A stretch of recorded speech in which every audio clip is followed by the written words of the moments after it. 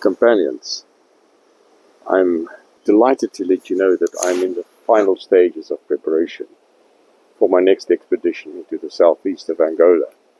I'm trying to leave around the end of May so that I can catch maximum time of full moon when I'm actually in the bush, because then one can see a little bit around you at night.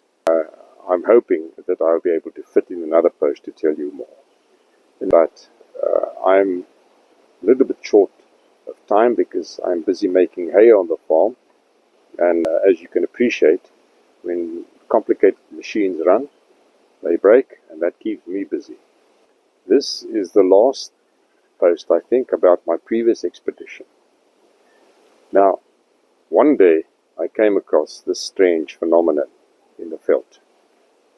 At first I thought, oh, termites. But then I noticed that these tubes, these tunnels, are soft and flexible. And this is not how I know termite tunnels on trees. They are made of saliva and feces and soil, and they are hard and brittle. When you touch them, they break. These things are clearly different.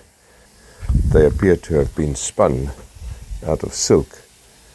I think that the grains of material on the outside was not brought there by the makers of the tubes, because the surface is fine sand and soil, and I think it was blown up by winds and stuck to the silk, which is probably a little bit sticky. I was completely thrown, I have to admit, by what this might be. But when I got back, I did some research, and I came to the conclusion that my best bet is that these tubes were made by something known as web spinners. Web spinners are not uncommon, but very few people know about their existence and their lifestyle. Now, they are soft-bodied insects that live in colonies in these tunnels. This is a picture I got of them from web research. I hope they don't mind me sharing it with you, just so that you could see what they look like. They're about 6 to 8 millimeters long, these little insects. The females, as you can see, are wingless.